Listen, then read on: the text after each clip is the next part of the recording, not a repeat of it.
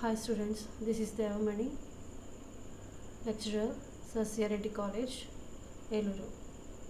Now I discuss about the subject Banking Theory and Practice, 3rd BCom, 5th semester, and the topic is Banking System.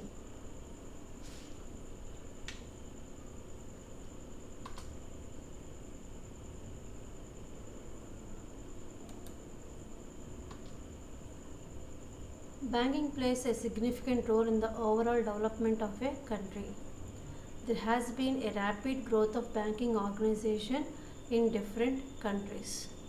Different types of banking systems have come into existence with the development of the economy.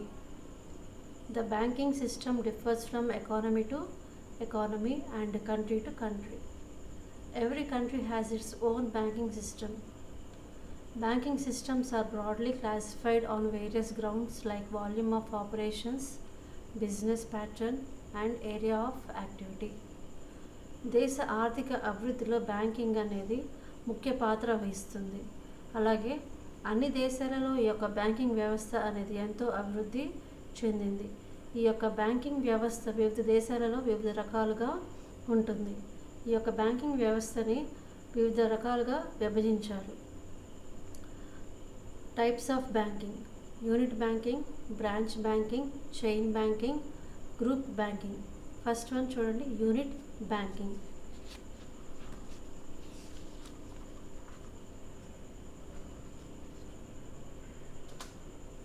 Unit banking is a system in which a bank operates in a specified area, generally small and limited area. A unit bank performs its activities through a single office within limited resources, having no branch office.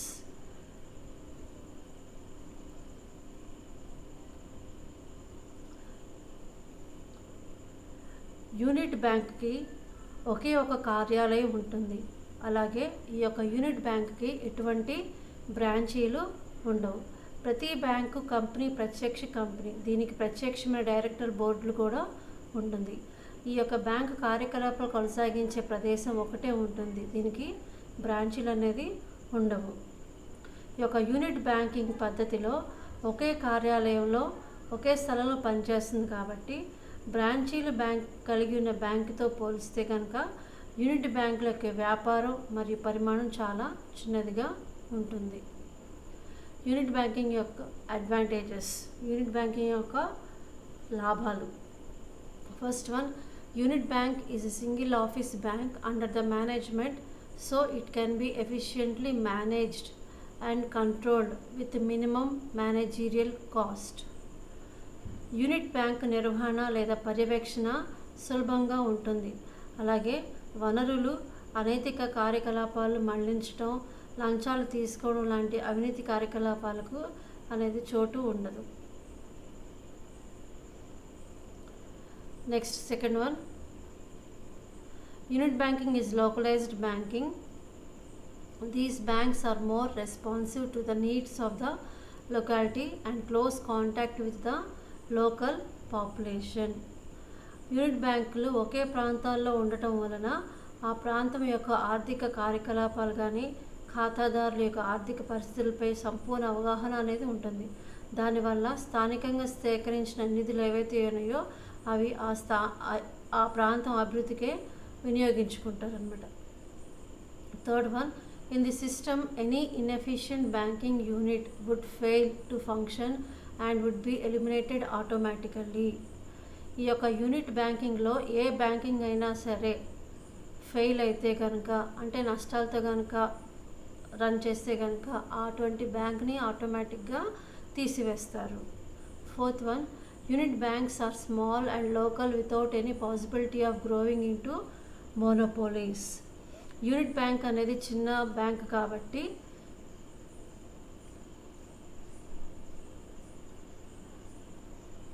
గుత్తాధిపత్య ధోరణులకు ఎక్కువగా అవకాశం ఉండదు. అంటే domination అనేది ఎక్కువగా దీని మీద ప్రభావం చూపించదు అనమాట.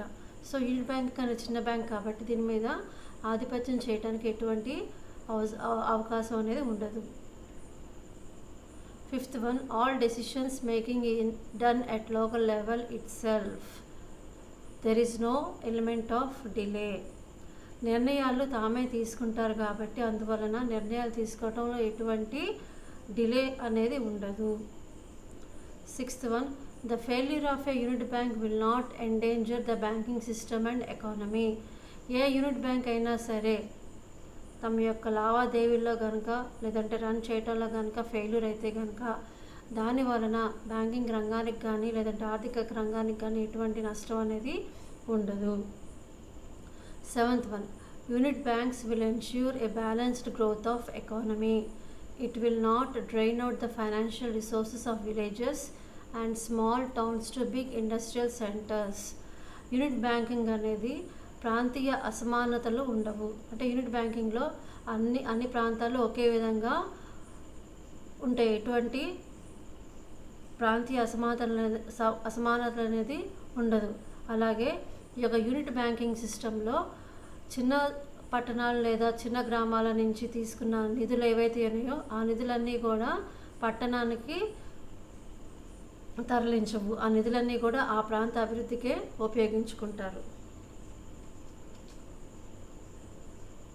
Unit banking disadvantages. Unit banking యొక్క నష్టాలు. First one, unit banks are small scale banks with limited scope. These banks lack division of labour and specialisation. Unit బ్యాంకులు ఒక పట్టణానికి లేదంటే ఒక చిన్న ప్రాంతానికే పరిమితమై ఉంటాయి కాబట్టి దీనివలన నిధులని సమీకరించరు. అలాగే పనిని విశదీకరించలేరు. సో ఏ పని అయితే ఉందో ఆ పని వాళ్ళే చేసుకోవాల్సి వస్తుంది అనమాట. అంటే ఆ బ్యాంకు యొక్క లావాదేవీలు వాళ్ళు మటుకే చూసుకుంటారు. వేరే బ్యాంకుకి తరలించడం లేదంటే వేరే బ్యాంక్ యొక్క సహాయం తీసుకోవడం అనేది ఇక్కడ జరగదు. ఎందువల్ల అంటే యూనిట్ బ్యాంకింగ్ అనేది చిన్న బ్యాంక్ కాబట్టి. Second one, these banks depend upon some representative banks for the transfer of credit. Unit బ్యాంకులు ఒకే ఒక ప్రాంతంలో ఉంటాయి కాబట్టి ఆ ప్రాంతం నుంచి వేరే ప్రాంతానికి నిధులని తరలించాలంటే అవి వేరే బ్యాంకు మీద ఆధారపడి ఉంటుంది. Third one, these banks do not open their offices in small towns and confine their activities only to a big cities. ఈ యొక్క యూనిట్ బ్యాంకులు చిన్న చిన్న గ్రామాలలో వాటి యొక్క బ్రాంచ్లు ఓపెన్ చేయవు. అంటే యూనిట్ బ్యాంకులు అనేవి చిన్న చిన్న గ్రామాలలో స్థాపించరు. సో ఈ యొక్క యూనిట్ బ్యాంకులు అనేవి కూడా పెద్ద పెద్ద పట్టణాల్లో మట్టుకే ఇవి స్థాపించడం జరుగుతుంది. Fourth one, these banks with limited resources and it becomes difficult to face economic crisis. ఈ యొక్క యూనిట్ బ్యాంకుకి వనరులు తక్కువగా ఉండటం వలన అవి ఆర్థిక ఇబ్బందులను ఎదుర్కొనలేవన్నమాట. అందుకని అంటే నిధులు అనేవి తక్కువగా ఉండటం వలన ఆర్థికమైన అవసరాలు కానీ ఆర్థికమైన ఇబ్బందులు కానీ వస్తే అవి ఫేస్ చేయడం కష్టంగా ఉంటుంది.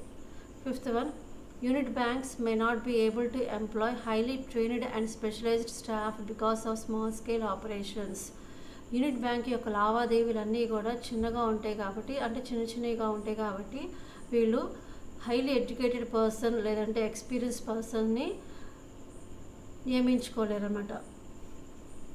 అంటే ప్రత్యేకరణ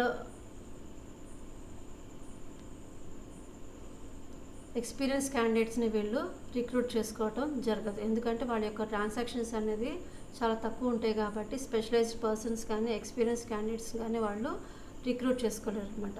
సో ఇది యూనిట్ బ్యాంకింగ్ యొక్క advantages, disadvantages.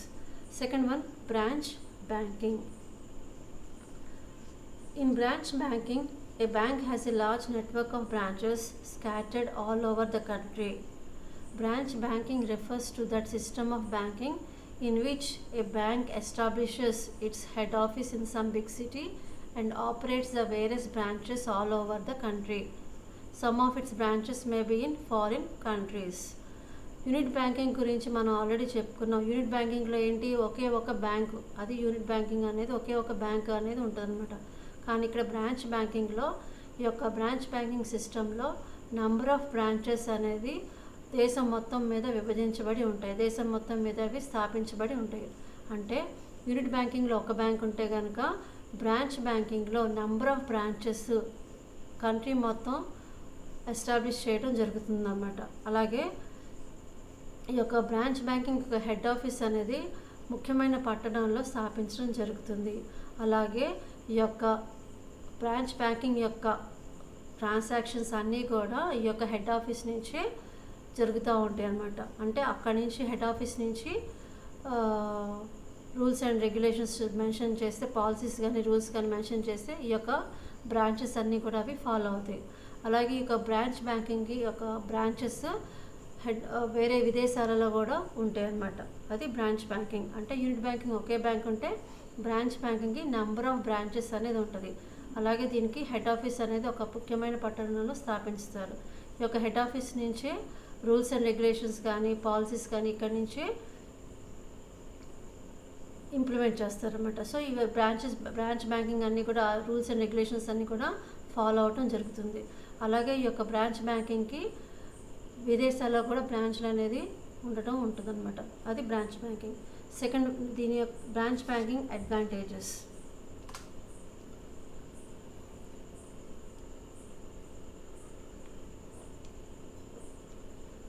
In branch banking, the big bank possesses huge financial resources with a large number of branches.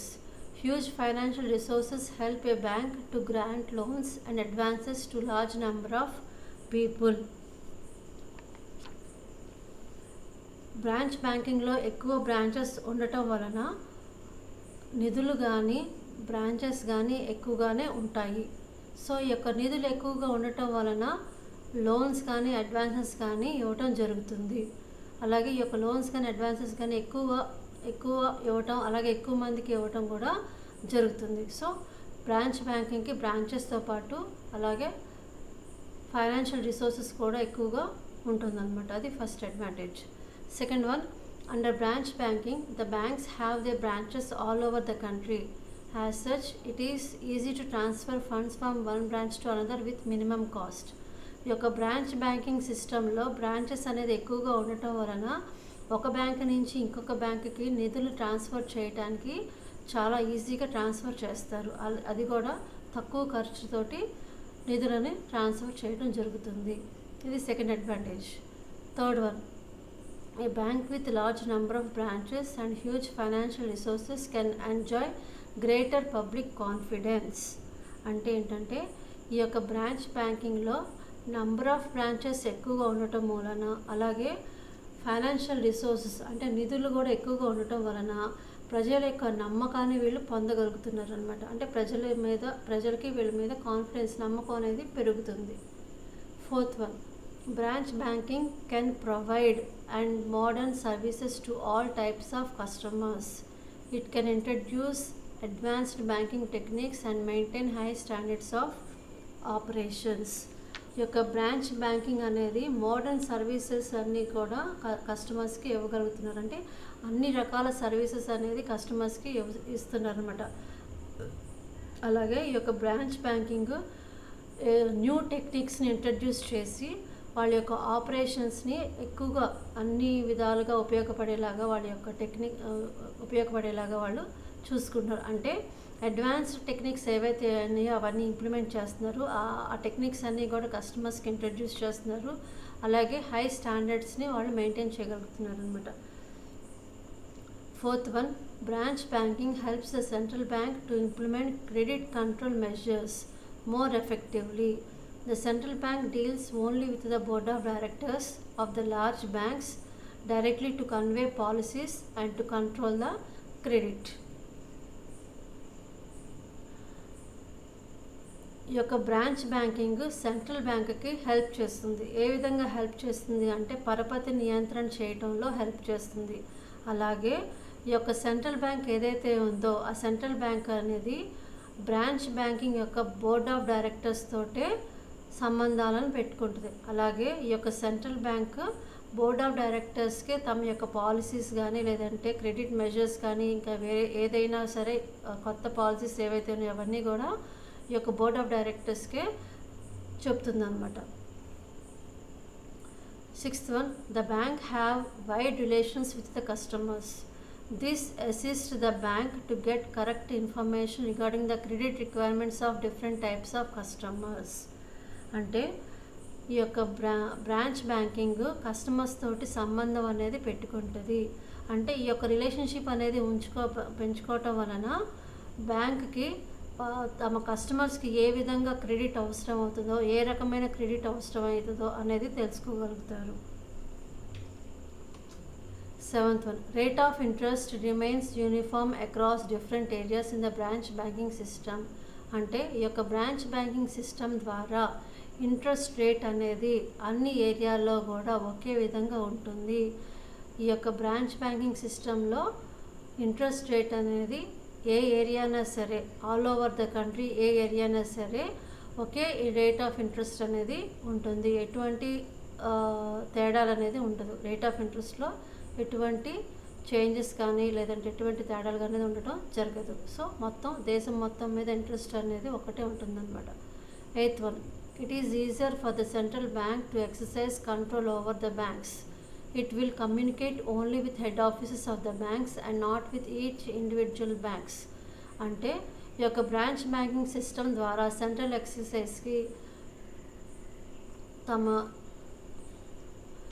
Branch banking యొక్క నియంత్రణ అనేది ఉంటుంది. అంటే ఏంటంటే ఇక్కడ సెంట్రల్ బ్యాంకు బ్రాంచ్ బ్యాంకింగ్ యొక్క నియంత్రణ అంతా కూడా సెంట్రల్ బ్యాంకింగ్ దగ్గరే ఉంటుంది. అర్థమైందా? బ్రాంచ్ బ్యాంకింగ్ యొక్క కంట్రోల్ అంతా కూడా ఎవరి దగ్గర ఉంటుంది? సెంట్రల్ బ్యాంకింగ్ దగ్గరే ఉంటుంది. సో దీనివల్ల ఏంటంటే ఈ యొక్క బ్రాంచ్ బ్యాంకింగ్ యొక్క హెడ్ ఆఫీస్ ఏదైతే ఉందో ఆ హెడ్ ఆఫీస్కి తమ యొక్క ఇన్ఫర్మేషన్ని కమ్యూనికేట్ చేయడానికి అవకాశం ఉంటుంది. ఫర్ ఎగ్జాంపుల్ చూడండి, ఎస్బీఐ ఉంది. ఇది కూడా బ్రాంచ్ బ్యాంకింగ్ కింద వస్తుంది. ఈ యొక్క ఎస్బీఐ హెడ్ ఆఫీస్ అనేది బొంబాయిలో ఉంటుంది. సో ఈ యొక్క సెంట్రల్ బ్యాంక్ అనేది సెంట్రల్ బ్యాంకు ఎస్బీఐ యొక్క నియంత్రణ ఉంటుంది అనమాట. అంటే ఎస్బీఐ అంతా కూడా సెంట్రల్ బ్యాంక్ యొక్క నియంత్రణలో ఉంటుంది. అలాగే ఈ యొక్క ఎస్బీఐ బ్యాంక్కి ఏదైనా కమ్యూనికేట్ చేయాలంటే ఎస్బీఐ హెడ్ ఆఫీస్కి మట్టుకే కమ్యూనికేట్ చేయడానికి అవకాశం ఉంటుంది అన్నమాట. సో ఇవి బ్రాంచ్ బ్యాంకింగ్ యొక్క advantages. Next one, disadvantages. First one, branch banking is an expensive system. Many expenses are to be incurred to maintain coordination between different branches of a bank. ఈ యొక్క branch banking system అనేది ఎక్కువ ఖర్చుతో కూడుకున్నది. అలాగే ఈ యొక్క ఖర్చు అనేది దేనికి సంబంధించింది అంటే డిఫరెంట్ బ్రాంచెస్ యొక్క కోఆర్డినేషన్కి సంబంధించి ఆ ఎక్స్పెన్సెస్ అనేది ఎక్కువగా జరగటం జరుగుతుందన్నమాట.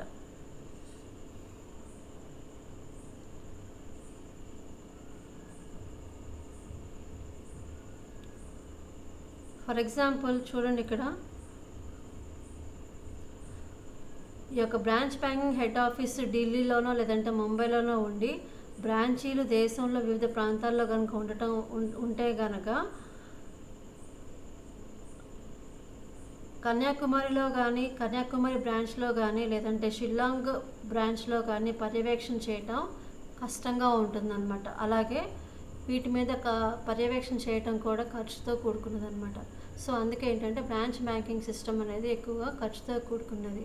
సో ఈ ఖర్చు అనేది ఎక్కువగా దేనికి ఉంటుందంటే వేరే బ్రాంచ్ల యొక్క నియంత్రణ చేయటానికి ఎక్కువ ఖర్చు అనేది పెట్టాల్సి వస్తుంది అన్నమాట.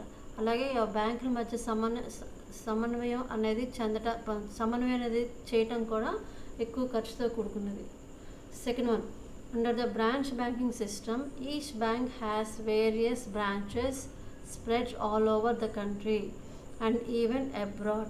It becomes very difficult to manage and control their activities.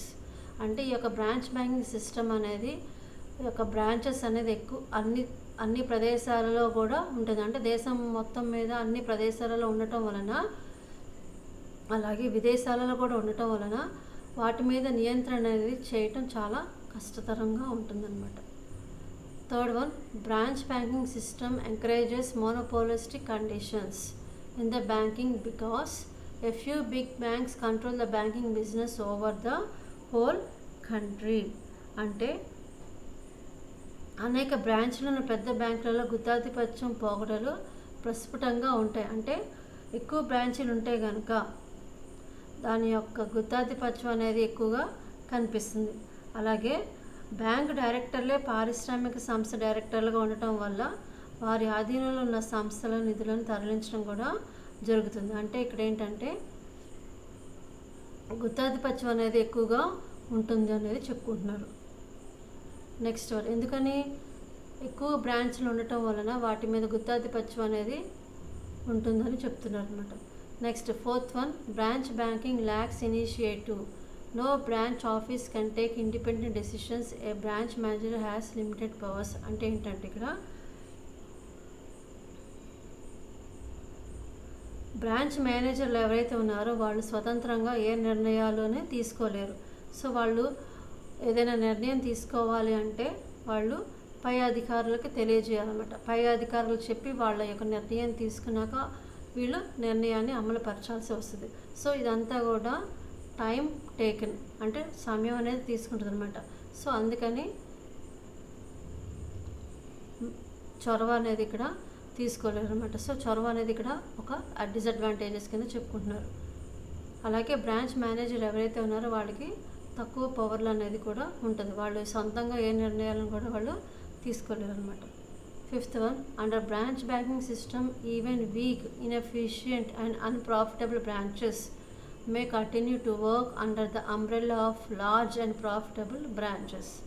అంటే ఈ యొక్క బ్రాంచ్ బ్యాంకింగ్ సిస్టంలో ఏ బ్యాంక్ అయినా సరే వీక్గా ఉన్నా, లేదంటే ట్రాన్సాక్షన్ సరిగ్గా చేయలేకపోయినా, అలాగే లాభాలు కనుక లేకపోయినా సరే అవన్నీ కూడా ఈ బ్యాంకులన్నీ కూడా మూసివేరు, కంటిన్యూ చేస్తూనే ఉంటారు. ఎందుకని అంటే ఈ బ్యాంకులన్నీ కూడా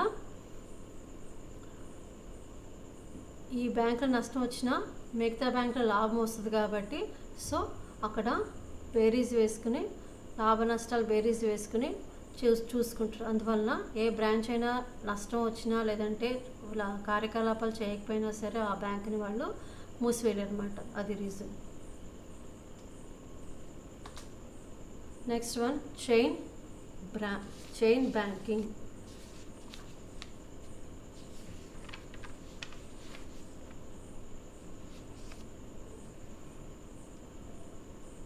గోల్స్ బ్యాంకింగ్ అంటారు అనమాట. So chain banking is a system where the same individual or group of individuals control 2 or more banks. In this system, a group of individuals purchase the bulk of shares of 2 or more banks to control and manage them. In this system, every bank has its own identity and independent board of management. Chain banking అంటే goals banking అంటారు, లేదంటే సామూహిక బ్యాంకుకి second version అంటారు, అంటే group బ్యాంకింగ్కి second version అంటారు. Okay, so ఈ యొక్క చైన్ బ్యాంకింగ్ అనేది ఏంటంటే ఒక ఇండివిజువల్ కానీ గ్రూప్ ఆఫ్ ఇండివిజువల్స్ కానీ అంటే గ్రూప్ ఆఫ్ పర్సన్స్ కానీ 2 కానీ 3 కానీ బ్యాంక్స్ని తీసుకుని వాటి మీద కంట్రోల్ చేస్తే కనుక దాన్ని చైన్ బ్యాంకింగ్ అంటారు. అర్థమైంది? ఇక్కడ ఒక ఇండివిజువల్ కానీ లేదంటే గ్రూప్ ఆఫ్ పర్సన్స్ కానీ 2 or more బ్యాంక్స్ని తీసుకుని వాటి మీద నియంత్రణ చేస్తే కనుక దాన్ని చైన్ బ్యాంకింగ్ అంటారు అనమాట. అలాగే ఈ యొక్క గ్రూప్ ఆఫ్ పీపుల్ కానీ గ్రూప్ ఆఫ్ పర్సన్స్ కానీ ఎవరైతే ఉంటారో వాళ్ళు యొక్క బ్యాంకుల యొక్క షేర్స్ అంటే 2 లేక 3 బ్యాంకుల యొక్క షేర్స్ని పర్చేస్ చేసి ఆ బ్యాంక్స్ మీద గుత్తాధిపత్యం చేస్తారంటే వాటి యొక్క నియంత్రణ అనేది వాళ్ళ చేతుల్లో ఉంచుకుంటారు అనమాట. అంటే వాళ్ళే ఆ బ్యాంక్ని మేనేజ్ చేయగలరు లేదంటే కంట్రోల్ చేస్తారనమాట. అలాగే ఈ యొక్క బ్యాంక్కి చైన్ బ్యాంక్కి బోర్డ్ ఆఫ్ మేనేజ్మెంట్ అనేది కూడా ఉంటుంది. అది chain banking. Okay, chain banking అంటే ఏంటంటే గ్రూప్ ఆఫ్ పీపుల్ని 2 or more బ్యాంక్స్ని కంట్రోల్ చేస్తారు. ఎలా చేసుకుంటారు అంటే ఈ యొక్క group of people 2 or more banks యొక్క షేర్స్ని పర్చేస్ చేసి ఆ బ్యాంక్స్ మీద కంట్రోల్ని వాళ్ళు తీసుకుంటారు అనమాట. అలాగే ఈ యొక్క బ్యాంక్కి ఈ యొక్క చైన్ బ్యాంకింగ్కి ఇండిపెండెంట్ బోర్డ్ ఆఫ్ మేనేజ్మెంట్ అనేది కూడా ఉంటుంది. Next one, merits of chain banking.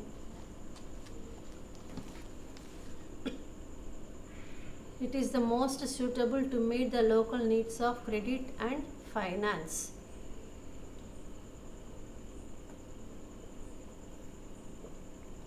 రోజువారీ అవసరాలు తీర్చడానికి ఈ యొక్క చైన్ బ్యాంకింగ్ అనేది ఎంతో ఉపయోగపడుతుంది. ఫర్ ఎగ్జాంపుల్ లోకల్ నీడ్స్ అంటే రోజువారీ వ్యాపారం చేసే వాళ్ళకి, లేదంటే రోజు బిజినెస్ చేసేవారికి, చిన్న చిన్న బిజినెస్ చేసేవాళ్ళకి ఈ యొక్క చైన్ బ్యాంకింగ్ అనేది ఎంతో ఉపయోగపడుతుంది అనమాట. Second one, it facilitates appropriate use of limited resources. అంటే చైన్ బ్యాంకింగ్లో తక్కువ నిధులున్నా కూడా ఆ నిధులన్నీ కూడా మొత్తం ఉపయోగించుకుంటారు అనమాట. అంటే ఈ యొక్క చైన్ బ్యాంకింగ్లో రిసోర్సెస్ అనేవి తక్కువగా ఉన్నా కూడా వాటిని సంపూర్ణంగా వాళ్ళు ఉపయోగించుకుంటారు. Third one, it exhibits efficient system of management. నిర్వహణ కానీ పర్యవేక్షణ కానీ చాలా సమర్థవంతంగా ఉంటుంది ఈ యొక్క చైన్ బ్యాంకింగ్ సిస్టంలో. Fourth one, it is not prone to risk taking. అంటే ఈ యొక్క చైన్ బ్యాంకింగ్లో ఎటువంటి రిస్క్ అనేది కూడా ఉండదు. Fifth one, it is the cheap system of banking and not too much expensive. ఈ యొక్క చైన్ బ్యాంకింగ్ అనేది చాలా సులభంగా ఉంటుంది, అలాగే ఇది తక్కువ ఖర్చుతో కూడుకున్నది అనమాట. సో ఇవి merits of chain banking. Next one, demerits. Profitability remains limited due to limited risk taking. అంటే ఏంటంటే రిస్క్ అనేది తక్కువగా ఉంటుంది కాబట్టి దాని యొక్క లాభాలు కూడా తక్కువగానే ఉంటుంది. అంటే రిస్క్ ఎక్కువగా తీసుకుంటే లాభాలు ఎక్కువగా ఉంటాయి, రిస్క్ తక్కువగా ఉంటుంది కాబట్టి లాభాలు కూడా తక్కువగానే ఉంటుంది. Second one, it generally do not conduct the programmes of social welfare development. అంటే సామాజిక అభివృద్ధికి కానీ లేదంటే సంక్షేమానికి కానీ ఈ యొక్క చైన్ బ్యాంకింగ్ అనేది ఎటువంటి ప్రోగ్రామ్స్ కండక్ట్ చేయవన్నమాట. For example blood donation camp అని, ఇట్లా సోషల్ సర్వీస్ క్యాంప్ అని, ఇలాంటి అన్ని ప్రోగ్రామ్స్ అన్నీ కూడా ఈ యొక్క చైన్ బ్యాంకింగ్ కండక్ట్ చేయవన్నమాట. Third one, this system of banking promotes the tendency of bossism in management. అంటే ఈ యొక్క చైన్ బ్యాంకింగ్ సిస్టంలో బాసిజం అనేది ఎక్కువగా చూపిస్తారనమాట. సో ఇవి demerits in chain banking. Next one, group banking. Group banking is that banking system in which two or more banks operate under the control of the holding company.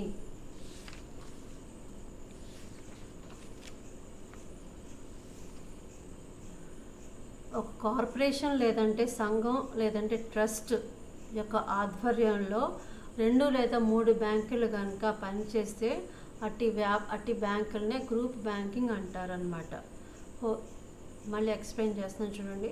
ఒక corporation లేదంటే ఒక సంఘం లేదంటే trust వాటి యొక్క ఆధ్వర్యంలో 2 లేదా అంతకంటే ఎక్కువ బ్యాంకులు కనుక పని చేస్తే కనుక అలాంటి బ్యాంకులనే గ్రూప్ బ్యాంకింగ్ అని కూడా అంటారనమాట. First next one, advantages of group banking.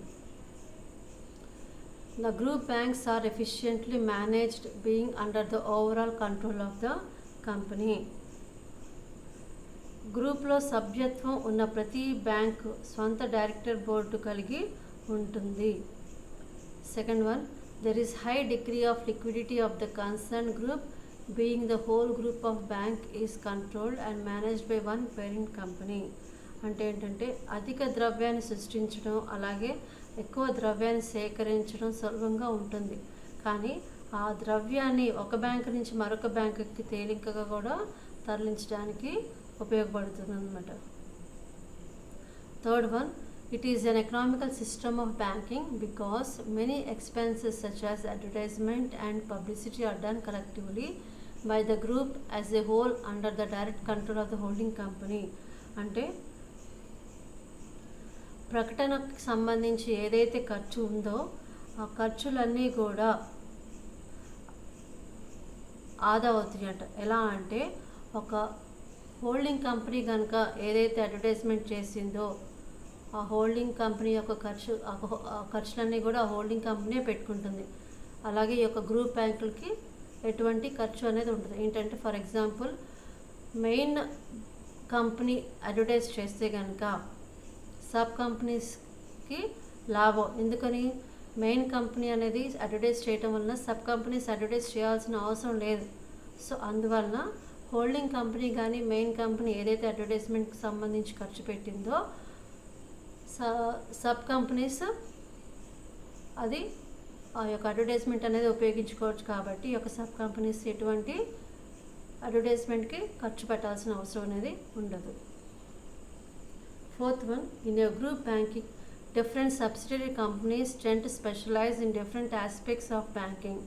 This promotes the overall efficiency of the group.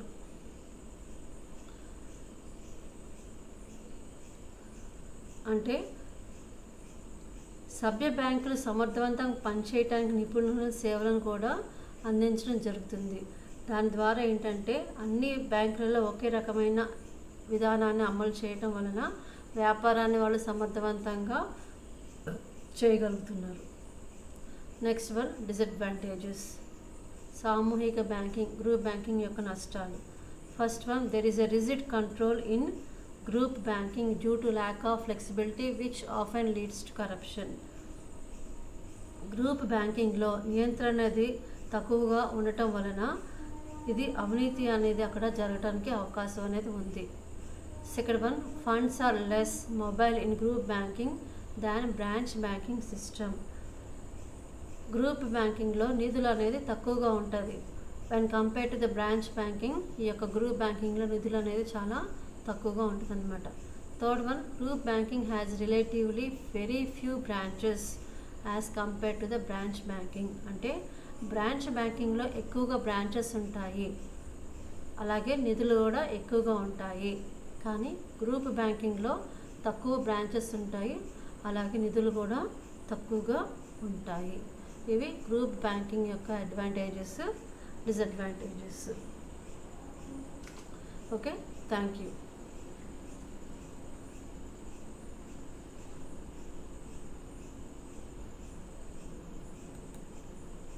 So ఇది సెకండ్ యూనిట్లోని banking system, part 1 banking system. Video watch చేసి నోట్స్ రాసుకోండి.